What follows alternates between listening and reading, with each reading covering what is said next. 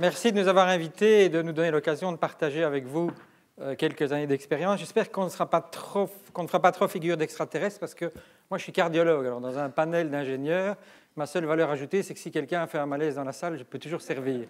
Et moi, je suis géophysicienne à la base, mais ça n'a rien à voir avec ce qu'on va voir et on va vous montrer maintenant. Voilà, donc un cardiologue, une géophysicienne, accrochez-vous. En deux mots, qui sommes-nous? C'est pas ça le propos, mais simplement pour avoir une idée. CHU de taille moyenne, 3000 membres du personnel, 380 médecins, un réseau de soins autour de nous, un plateau technique performant et, petite idée, 280 millions d'euros de chiffre d'affaires en 2013, 26 000 admissions, 18 salles d'op. Donc par rapport à ce que vous voyez en France, c'est un CHU de taille moyenne. Ce qui nous caractérise un peu, c'est qu'on est ici, donc près de Namur, et qu'on draine pratiquement tout le sud de la Belgique. Ça, c'est notre bassin d'attraction. On a un bassin d'attraction large spécialisé dans les pathologies lourdes. Alors, de quoi allons-nous vous parler aujourd'hui? Eh bien, peut-être quelques mots du pourquoi, notre voyage Lean, qu'est-ce qu'on est arrivé à faire en pratique, un petit mot quand même de Lean et stratégie, quelques chiffres, et on mettra les chiffres à la fin. On est dans le non marchand, notre objectif, ce n'est pas de faire du chiffre, c'est plutôt de, effectivement, bien gérer et gagner de l'argent pour pouvoir réinvestir dans la qualité, mais on est une association sans but lucratif, on n'a pas évidemment d'actionnaires à rémunérer. Quelques mots de conclusion. Alors, dans le monde de la santé, la crise s'est tout de même fait sentir avec un peu de retard. C'est en 2010 qu'on a vraiment subi de plein fouet les effets de la crise sous forme d'économie budgétaire. Et en Belgique, je crois que ça va être la même chose en France, et chaque année, des coupes sombres dans les budgets de la santé. Ça veut dire qu'on doit faire ce qu'on faisait avant, voire même plus, avec tout simplement moins d'argent, puisque nous ne fixons pas les prix et que nos rentrées fixées par les pouvoirs publics sont en train de diminuer d'année en année. Et par ailleurs, en 2010, on a vu aussi, vous allez le voir, une petite baisse d'activité. Il a été montré qu'en Belgique, un patient sur 5, au plus fort de la crise, retardait l'accès aux soins parce qu'il avait des difficultés à faire face. Donc, le risque que ces mesures d'économie se fassent au détriment de la qualité de la prise en charge du patient, de leur satisfaction et de celle du personnel, c'est un peu ça qu'on avait anticipé, qu'on avait prévu, et pourquoi on a pensé rentrer dans cette démarche. Ça fait 22 ans que je dirige un CHU, et j'ai le sentiment que demander aux gens de travailler plus, je ne peux plus faire ça. Chaque année, on leur demande produisez. Éthiquement, je ne peux plus demander à mon personnel de travailler plus. Leur demander de travailler mieux, je pense que c'est injurieux parce que je suis peut-être un optimiste de nature, mais je crois que la majorité des gens qui viennent le matin bosser, ils font de leur mieux. Alors, je viens d'une université catholique, effectivement, et je ne suis pas sûr qu'on doive attendre un miracle. Je ne suis pas tout à fait convaincu. Par contre, je crois vraiment que un changement de nos comportements, travailler autrement et ensemble, et c'est ça qu'on va essayer de partager avec vous. Alors, notre voyage Lean, on a parlé de flux tiré, voilà un beau flux tiré. Notre voyage Lean, comment est-ce qu'on l'a commencé?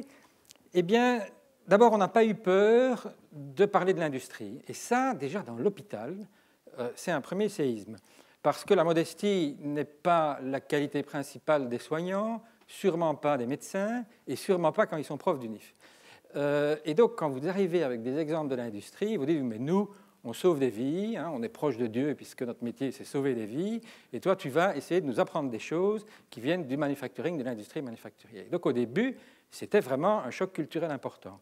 Quand je pense qu'on a fait du chemin, eh bien, il y a quelques semaines, j'ai pu convaincre une équipe de cadres infirmiers et de médecins chefs de pôle d'aller passer une journée à Sokla et d'aller voir un peu ce qui se faisait là-bas. Ils sont allés un petit peu pour me faire plaisir, ils sont revenus avec des étoiles dans les yeux, en disant « mais oui, on a vu des choses ». Et ce que sont parvenus à faire des ouvriers, peu de formation, nous qui sommes bac plus 12, plus 13, plus 14, quand on voit le niveau de motivation, de qualité, de rigueur qui sort de l'industrie manufacturière, eh bien nous, on a peut-être à apprendre et on a peut-être quelque chose à faire dans ce domaine-là, et j'en suis intimement convaincu. Et j'aime de reprendre à cette occasion cette citation, la démarche Toyota a engendré la mise en place de processus brillants qui ont permis à des employés de niveau de formation moyen d'obtenir des résultats excellents. Qu'est-ce qui se passe dans le monde de l'hôpital? Les systèmes de santé fonctionnent sur des processus imparfaits dans lesquels des employés qui en tout cas se croient brillants et qui ont des niveaux de formation très élevés obtiennent des résultats, il faut bien le reconnaître, très moyens. Donc ça a parlé un petit peu à mes troupes. Alors, le premier écueil qu'on a quand même évité, je pense, vous allez voir qu'on a fait beaucoup d'erreurs et qu'on va les partager avec vous, c'est qu'on n'a déjà pas dit on va faire. On a dit on va faire du lean. J'ai beaucoup de collègues directeurs d'hôpitaux qui disent « Ah, c'est à la mode, je vais engager un directeur ou une directrice du lean, lui donner un petit bureau dans un coin, et surtout qu'il ne vienne pas m'ennuyer et qu'il fasse des projets lean dans son coin. » Ça, c'est un peu comme ça que ça se passe en Belgique, en tout cas, le lean dans les hôpitaux. Je me suis dit, prenons notre temps. J'étais assez vite convaincu, moi, et j'ai voulu d'abord convaincre mon comité de direction. Et donc, je les ai amenés visiter des hôpitaux, je les ai amenés sur le terrain, j'ai essayé de les convaincre qu'ils devaient changer leur mode de fonctionnement. Puis on a communiqué très très largement et on a commencé par se mettre les syndicats avec nous. Je pense que c'est extrêmement important. Et là aussi, je crois que le terrain sur lequel vous vous installez, le terrain de confiance qui existait dans l'hôpital, a permis quand même d'aller plus vite. Et ce sont maintenant les organisations syndicales elles-mêmes qui nous disent « on ne va pas plus vite, allez-y, allez. » Et vous allez voir dans l'exemple qu'Ariane va vous montrer tout à l'heure, l'action concrète que les syndicats ont fait là-dedans. Donc on a beaucoup communiqué, syndicats, conseils médicaux, plus de 800 personnes, avant qu'on ait fait la moindre action, avaient eu une information donnée chaque fois par moi et par Ariane, donc à deux, par le DG et par la directrice d'amélioration continue, aux gens sur le terrain. Et puis, on a dit exemplarité. OK, il faut qu'on montre l'exemple. Et donc, on a travaillé sur le fonctionnement du comité de direction avec des choses très simples. J'ai simplement dit tous les directeurs font du 5S dans leur bureau, plus question de voir du bazar partout. Puis, on a mis en place des indicateurs, on a mis en place une série de choses pour essayer de montrer l'exemple au niveau du comité de direction. Et puis, on a commencé petit à petit des projets sur le terrain. Dans une unité de soins, au quartier opératoire, arrête. Non, on arrête. J'ai vraiment pas envie que tu commences à broder sur un départ qui a été quelque peu foireux, parce qu'il est tout à fait évident que pendant la première année, voire les 2 premières années, on a fait du lean, on a fait faire du lean, et ce n'était pas vraiment l'idéal. Et donc, effectivement, il y a eu des signaux positifs, mais aussi négatifs, qui se sont déclarés dans les quelques premiers mois. Alors, les signaux positifs étaient quand même certainement importants. Il y avait d'abord l'amorce d'un changement de culture. Il y avait des premiers résultats visibles sur le terrain qui étaient assez rapidement là.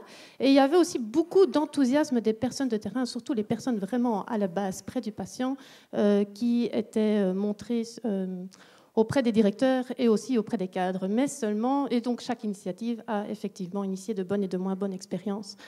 Mais seulement, nous n'avions pas tout compris. Alors, je ne dis pas qu'on a tout compris maintenant, ça c'est clair, mais on a déjà beaucoup appris par rapport à ce moment-là. Et qu'est-ce qu'on avait fait? C'est qu'on avait privilégié l'approche Lean Process en lieu et en place du développement des personnes et surtout de l'implication des cadres. Donc, on s'est beaucoup intéressé aux personnes de terrain et on avait laissé un petit peu les cadres de côté qui se trouvaient très mal dans cette démarche.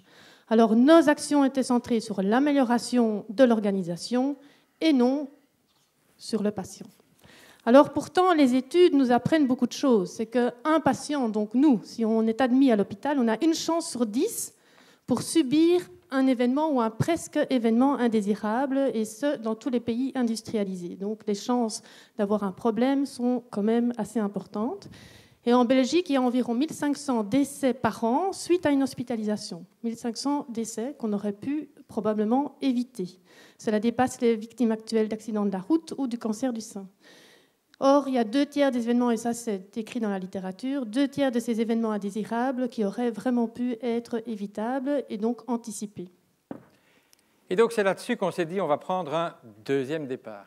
Et ce deuxième départ est peut-être aussi dû au fait qu'on s'était mis dans une optique d'apprendre à apprendre et qu'on était plus ouvert au changement. On n'avait pas tout compris, mais on avait quand même avancé, je pense.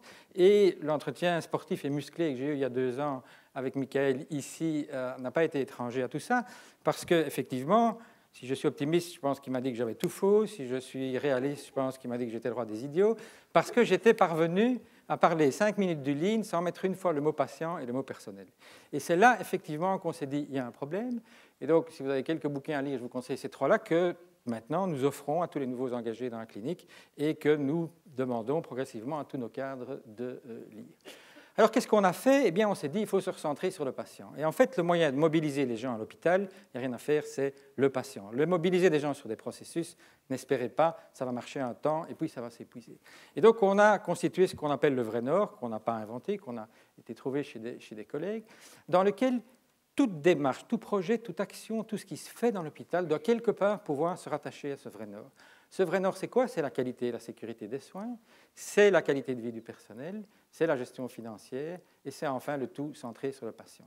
Et ce qu'on a essayé de démontrer et d'appliquer, c'est qu'il n'y avait pas d'antinomie entre ces différents éléments du vrai nord, mais qu'au contraire, ils étaient complémentaires l'un avec l'autre.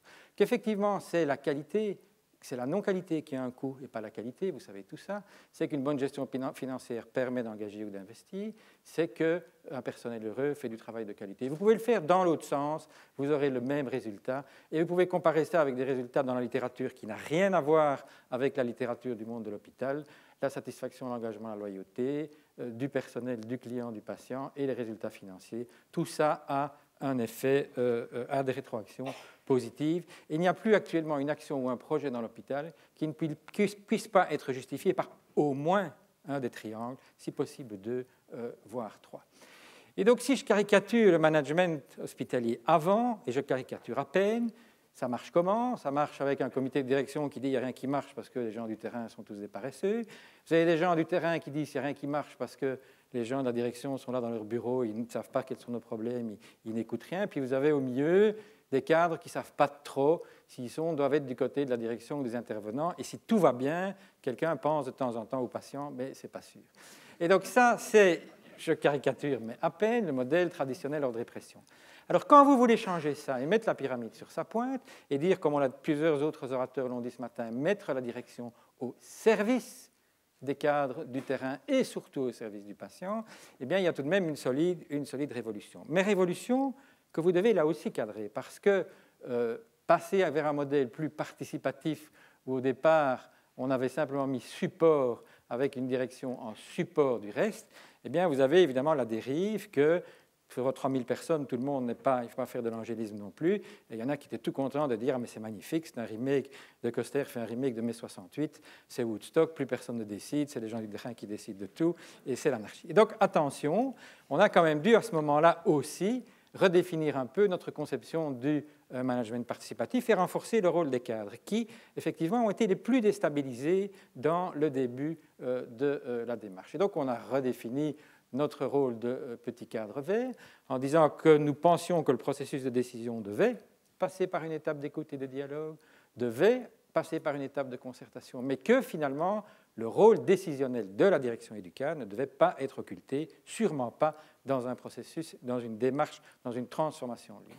Mais là aussi, une fois qu'on a décidé, ce n'est pas fini, une fois que le cadre a décidé, ce n'est pas fini, il doit veiller à obtenir l'adhésion et à déléguer, il doit obtenir la mise en œuvre de ce qu'il a fait. Et enfin, et là on est parti sur le PDCA, c'est ce rôle de contrôle du cadre. Et en reprécisant ça, on est parvenu à stabiliser la situation et à avoir finalement les cadres que nous n'avions pas avec nous au début, à les avoir avec nous après. C'est donc un management par la confiance, orienté solution avec un souci d'atteinte d'objectifs de résultats et d'efficience qui, je pense que ça vous le savez tous, favorise l'autonomie et la responsabilité. La responsabilité ne se dilue pas, y compris dans l'hôpital. Chacun a un rôle dans le processus de soins depuis le bas de l'échelle jusqu'au haut de l'échelle. Et donc on est arrivé petit à petit à partir de cette approche lean process, chasse des gaspillages, vers une approche beaucoup plus transformation managériale dans laquelle tout ce dont on a parlé doit être en lien avec les valeurs, et voilà les 4 valeurs que pour l'instant nous mettons en avant dans notre hôpital,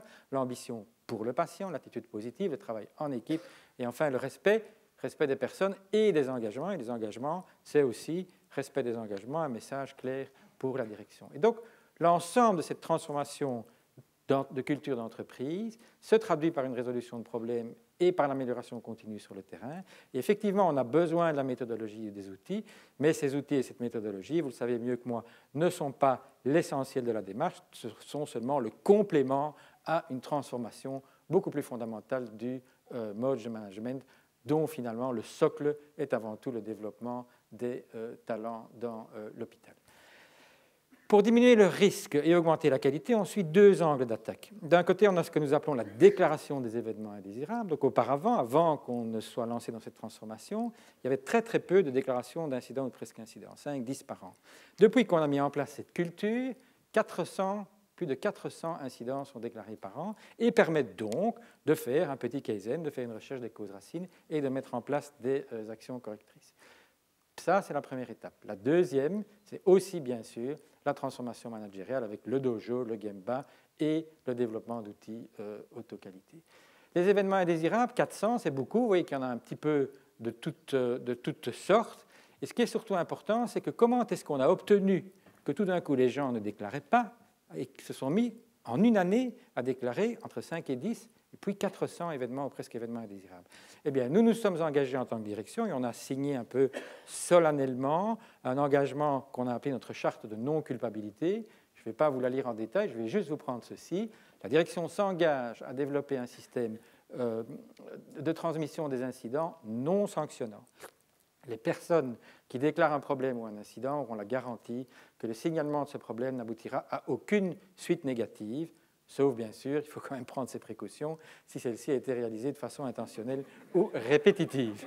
Je n'ai pas envie que mon personnel se mette à tuer les gens tous les jours. Et donc, oui, mais rien que ça, et rien que le fait de faire ça, nous a permis de passer de 5 à 10 à 400 événements déclarés par an.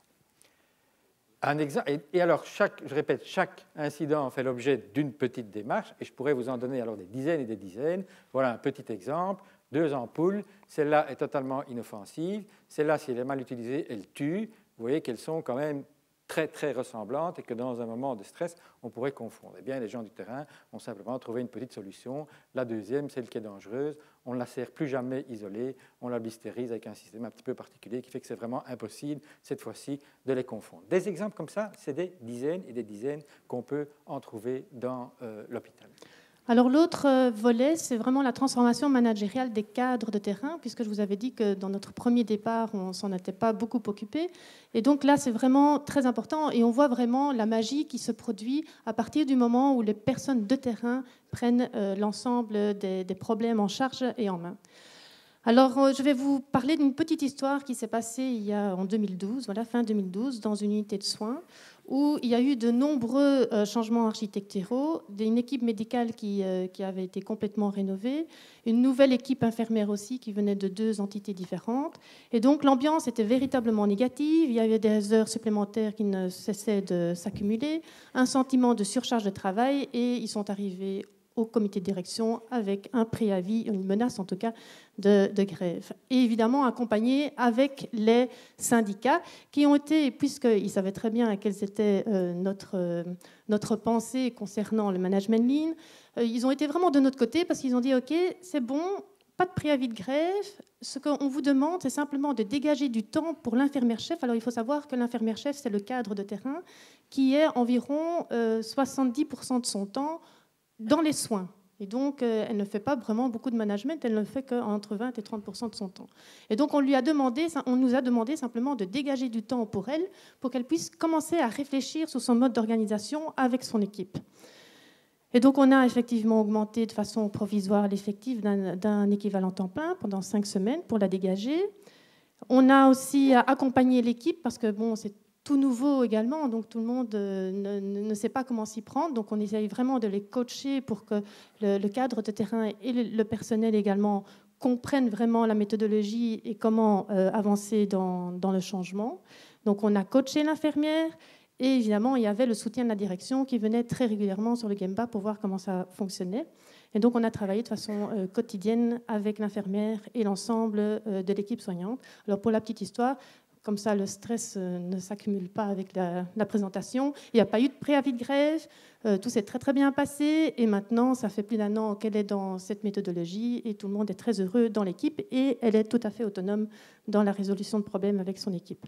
Alors, quels sont les outils que l'on utilise pour que tout le monde puisse parler du même langage de résolution de problèmes? Eh bien, c'est simplement l'A3, qui paraît assez compliqué. Au début, on ne voulait pas rentrer dans cet A3, mais finalement, l'appropriation par les gens de terrain est très intéressante, et également par les médecins, parce que c'est vraiment la réflexion d'une démarche scientifique. Alors, première chose, je ne vais rien vous apprendre, mais c'est la raison pour agir. Mais il y a une chose importante, c'est que la raison pour agir, pour tout ce qui est problème d'amélioration continue dans notre hôpital, on essaie de la baser tout le temps sur le patient. Pas sur un métier, pas sur une organisation, mais sur le patient. Parce que généralement, les problèmes touchent à plusieurs métiers, les médecins, les infirmières, les techniciennes de surface, les administratifs. Et si on ne parle que d'un seul métier, ou d'un seul produit, ça ne va pas. Si on parle du patient, tout le monde veut vraiment collaborer pour pouvoir améliorer le soin au patient. Alors bon, pour celui-ci, c'était simplement anticiper la douleur et rendre la qualité des soins optimale parce que le patient recevait les médicaments après 9h30, ce qui n'était pas vraiment l'idéal. Deuxième case, l'état initial, je ne vais pas vous les détailler, mais simplement pour vous montrer que les outils que l'on utilise un peu partout sont aussi accessibles à l'hôpital, c'est-à-dire qu'on essaie de définir le flux du travail, on fait un état des lieux, on fait des mesures, diagrammes spaghetti, des relevés de données de terrain par les personnes de terrain. Parfois, on filme aussi pour qu'ils se voient travailler. Et donc, l'observation est assez importante. Ensuite, on essaie de définir les objectifs. Encore une fois, les objectifs doivent être ambitieux, mais aussi tournés sur le patient. Et ici, on voit que pour ce cas-ci, c'était que les médicaments soient donnés aux patients en temps voulu et de préférence avant 9h30. On essaie de voir quels sont les écarts entre les objectifs et l'état initial. Vous voyez également sur la diapositive qu'on utilise tous les outils que vous utilisez certainement dans vos institutions. On essaie de trouver des solutions possibles. Je vais très vite, je ne vais pas vous les détailler parce que vous n'êtes pas dans ce domaine-là, mais les solutions sont vraiment prises et proposées par les équipes de terrain. Donc c'est toujours important, on y tient très fort parce que quand on impose quelque chose, évidemment, les personnes n'y adhèrent pas. Donc on a les solutions proposées, on essaye de les tester. Et alors le plus important pour moi, c'est le PDCA des actions. Donc une fois qu'on a mis la solution en test et en production, sur le terrain, on essaie de l'améliorer et c'est là que la magie se produit véritablement. Et vous voyez que, alors qu'on ne pouvait pas parler de ça avant, on met des nouvelles procédures en place, on met beaucoup de formations de terrain, on met des standards de travail. L'identification visuelle est vraiment partout maintenant parce que c'est ça qui permet de diminuer le nombre d'interruptions et de voir exactement ce qui se passe. Et alors on met aussi en place des indicateurs, ce qui est vraiment très très nouveau dans un hôpital. Alors voilà, par exemple, les procédures que l'on met en place et qu'on essaye d'être les plus efficaces possibles. Ce sont des procédures faites par les personnes de terrain et vous voyez, pour que ça ne soit pas trop casse-pied à lire, on essaie de mettre beaucoup d'images et très peu de texte. Comme ça, on a directement l'information qu'il faut et il ne faut pas commencer à aller dans une farde pour aller chercher, ou dans un classeur. Je crois que farde, vous ne connaissez pas en France. J'essaie de m'adapter, mais ce n'est pas toujours évident. Et aller chercher l'ensemble des procédures. On fait du 5S également, donc ici c'est dans les couloirs de l'hôpital, donc on n'a pas peur de mettre des autocollants au sol pour pouvoir mettre les grilles qui doivent venir de gauche ou de droite. Ça c'est un autre exemple de 5S qu'on aime bien montrer parce qu'elle date de notre premier départ, mais elle continue à fonctionner maintenant. Donc voilà, ça ce sont des pompes d'antidouleur qui étaient rangées de façon tout à fait aléatoire avant dans l'unité de soins. Vous voyez que maintenant, c'est vraiment très efficace, très propre, et ça fait gagner beaucoup de temps aux infirmières. Enfin, on va regarder les résultats, parce que c'est important de motiver les équipes en mesurant les résultats après, pour voir si effectivement les améliorations ont apporté quelque chose. Et vous voyez qu'ici, pour ces unités de soins, l'objectif était bien atteint. Il y a 100% des patients qui, et encore maintenant, parce qu'on a encore été vérifié, qui obtiennent bien leurs médicaments avant 9h30 du matin. Alors c'est très bien, ça. Pour le patient, c'est magnifique. Mais il y a eu des effets vraiment en boule de neige qui ont continué grâce à ça. C'est que, les patients n'ont plus sonné aux sonnettes parce qu'ils avaient plus mal. Donc, les infirmières ont commencé à avoir du temps en plus pour elles. C'est comme ça que ça leur a permis d'arrêter avant 9h30 du matin. Mais il y a eu aussi des déplacements inutiles qui ont été fortement réduits. Les plaquettes de médicaments, il ne fallait pas chaque fois aller les remettre à la salle de garde parce qu'ils étaient complets. Et on a eu la diminution des heures supplémentaires. Donc ça, ce sont quelques exemples que je vais vous montrer maintenant. Voilà. Les heures supplémentaires, on en a réduit de 55% sur la matinée. Les nombres de plaquettes sans manquants sont passés de 51% à 94%, donc plus 43%. La durée totale du tour a diminué de 40%, donc tous les patients ont leurs médicaments en heure et en temps. Les kilomètres parcourus, on a diminué de 60%. Les déplacements inutiles, 92% en moins. Alors ça, c'est un autre exemple. On a simplement déplacé le meuble dans une salle de garde. Vous voyez, les résultats sont assez époustouflants. On a mis aussi en place dans l'ensemble de la clinique la gestion de stock par plein vide. Nous, on l'appelle par Kanban, donc pour tout ce qui est consommable. Et là, sur un an, on a 1 million d'euros d'achats en moins. Donc c'est en one shot, d'accord. Enfin, bon, ça veut dire qu'il y avait énormément de stock, premièrement. Et on avait aussi beaucoup de déchets à cause des dates de péremption. Alors aussi, très important, pour la pérennisation de l'amélioration continue, ce sont les indicateurs de terrain. Donc ici, vous voyez, c'est un indicateur sur le changement des pansements des voies centrales et périphériques. Donc ils ont mis un standard en place, et pour voir quel est l'écart par rapport au standard, tous les jours, l'infirmière-chef prend les mesures et essaie de comprendre pourquoi il y a un écart. Pour une meilleure collaboration entre les métiers, ils ont mis des tableaux visuels. Donc vous voyez, c'est de plus en plus visuel partout. Donc les tableaux blancs pour essayer de communiquer un maximum entre les équipes qui changent et les métiers qui passent dans l'unité de soins. Et enfin, on essaie de mettre aussi en place un peu partout la réunion quotidienne de 5-10 minutes autour de ces tableaux pour justement essayer de mettre les problèmes en évidence et les régler les uns après les autres et donc faire une culture de Kaizen. Donc ça a une meilleure réactivité aux problèmes, meilleure communication, moins de stress et une nettement meilleure qualité. Et enfin, très important, ce sont les leçons apprises. Donc on essaie vraiment d'amener les personnes à réfléchir sur comment ils ont résolu le problème et voir quelles sont les choses qu'ils ont apprises, les choses positives et négatives. Positives pour pouvoir les remettre en place après, négatives pour essayer de les anticiper aux problèmes suivants. Alors une chose qui est intéressante aussi, c'est de savoir que dégager du temps aux personnes de terrain n'est pas toujours aisé. Effectivement, dans un hôpital, tout le monde est toujours débordé, comme on l'a dit un peu partout, je crois que c'est pareil aussi. Et donc, les motiver à prendre du temps pour essayer de résoudre le problème n'a pas toujours été évident. Mais maintenant, quand ils voient les résultats, ils voient que c'est important et qu'il faut pouvoir dégager du temps pour pouvoir en récupérer par la suite. Alors, ligne et stratégie, on a évidemment un pouvoir organisateur au-dessus de nous. Il y a la direction opérationnelle et puis on a ce qu'on appelle un conseil d'administration, Board of Directors, qui est composé de gens qui sont là très très loin du terrain, recteurs d'université, représentants des mutuelles. Et donc ces gens-là, évidemment, continuent à vous dire, ne sont à la limite pas très derrière nous, il faut bien le reconnaître, et veulent toujours qu'on garde une approche stratégique classique avec la stratégie et les objectifs. Qu'est-ce qu'on a quand même pu obtenir et comment est-ce qu'on a pu introduire notre transformation dans notre plan stratégique actuel? Eh bien, on est parvenu, bien sûr, un plan stratégique, c'est quoi? C'est des projets de changement, on en a 19, c'est très bien, vous faites un plan stratégique, 19 projets dans lequel maximum vous impliquez 200 personnes sur les 3000 de l'hôpital et tous les autres se sentent sur le côté. On a à chaque instant notre stratégie actuelle mis l'excellence opérationnelle au même niveau que les projets de changement et ça nous permet d'intégrer cette transformation managériale opérationnelle à notre approche stratégique plus globale de l'institution, sachant qu'en plus la culture des indicateurs qu'on a mis en place, il y a 4 ans, quand j'allais proposer à une infirmière de chronométrer ce qu'elle faisait ou de lui mettre un podomètre, on me regardait comme si j'étais un extraterrestre. Par contre, quand elles ont vu qu'on avait pu démontrer qu'une infirmière de nuit, elle faisait 14 km à pied, tout le monde s'est dit, il y a un problème, il faut l'aider à ce qu'elle ne fasse plus 14 km. Pendant qu'elle fait ces 14 km, elle ne soigne pas les gens. Et maintenant, les gens du terrain sont demandeurs qu'on vienne mesurer ce qu'ils font, qu'on vienne mesurer leurs pas, qu'on vienne chronométrer ce qu'ils font.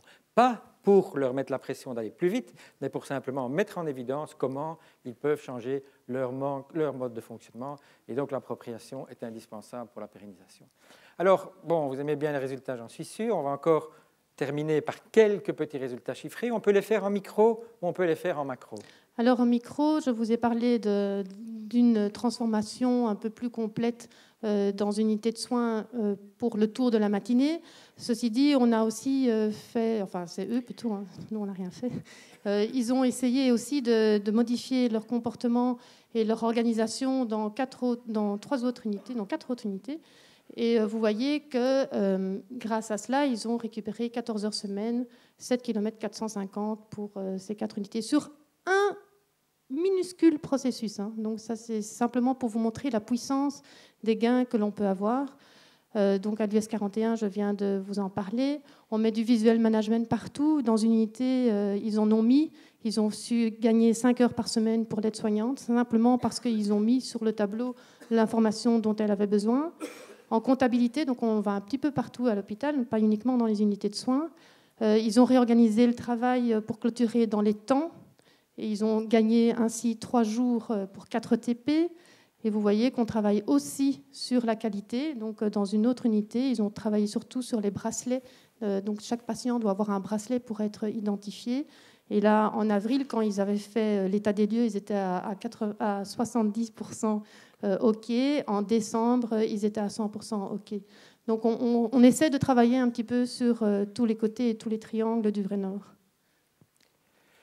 Et donc en macro, qu'est-ce que ça donne finalement? Alors reprenons depuis 2009, vous voyez que les admissions en hospitalisation, qui sont quand même le signe principal d'augmentation de l'activité, eh bien on a une croissance depuis 2009 de 5%, mais attention, 2010, j'ai dit, c'était le début des effets de la crise, petit tassement de l'activité.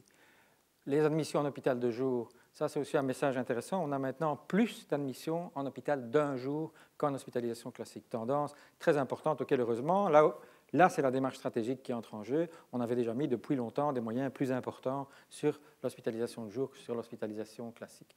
Enfin, le nombre de consultations. Donc, après le petit arrêt de 2010, on est en croissance. Comment est-ce que ça se traduit en termes de chiffres et de satisfaction du patient?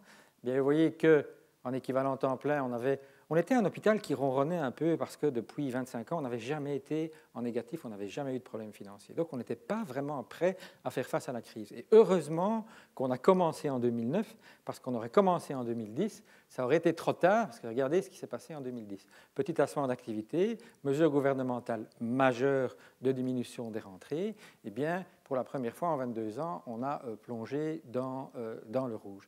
Et pour la direction, ça a été un moment d'instabilité majeure, puisqu'évidemment, les détracteurs disaient « Vous voyez, vous venez de commencer à faire du lean, et regardez, votre truc, ça ne marche pas du tout, c'est la première année que vous êtes en perte. » Mais de nouveau, on est dans un processus de changement culturel, dans un processus qui prend du temps, et effectivement, maintenant, alors que 40% des hôpitaux belges sont dans le rouge en 2013, 40% sont dans le rouge et parfois très très fort, eh bien vous voyez que nous remontons et qu'en 2013 nous sommes bien remontés. Et tout cet effet de crise a eu des effets sur la satisfaction du patient aussi. Le nombre de patients enchantés, c'est un indice agrégé de satisfaction du patient. Vous voyez qu'il a fallu attendre 2013, c'est-à-dire maintenant, pour remonter. On était toujours au-dessus de la moyenne du benchmark de 27 hôpitaux dans lequel on était, mais notre objectif était, on a été les meilleurs, on veut redevenir les meilleurs. Eh bien, malgré la crise, malgré la diminution des moyens, malgré la diminution des rentrées, je pense que nous pouvons dire maintenant qu'avec ce qu'on avait fait, on est plutôt sur le bon chemin. Et donc, en conclusion, parce qu'on voudrait bien être les 7 règles du manager, c'est montrer l'exemple en restant humble, être ambitieux, mais pour le patient, mettre les bonnes personnes à la bonne place, encourager l'autocalité, communiquer, communiquer, communiquer et du visuel, soutenir l'apprentissage et la formation et le Gemba. Je pourrais encore vous en parler pendant des heures parce qu'on est enthousiaste, mais on a un temps limité, on n'ira pas plus loin. Donc notre vision après 3 ans, c'est effectivement qu'au début, on s'était beaucoup trop focalisé sur processus et gaspillage et que maintenant, on a, je pense, compris quelque chose de plus, pas tout, mais quelque chose de plus, c'est la focalisation sur le développement des personnes, que chaque employé devienne à terme un résolveur de problèmes. Alors, où est-ce qu'on peut dire qu'on en est et qu'est-ce qu'on a fait? Je crois qu'on doit rester prudent et modeste. Je crois qu'on a fait un bond audacieux, on a beaucoup appris, on a accompli des choses, on a progressé, mais je crois que dans la transformation ligne de l'hôpital, on est là et on a encore vraiment beaucoup de choses à faire avant de pouvoir dire et de pouvoir se dire les choses sont tout à fait en route et 90 ou plus de l'hôpital vit vraiment le ligne comme un mode de fonctionnement au quotidien et comme un mode managérial global. Voilà, merci beaucoup de votre attention.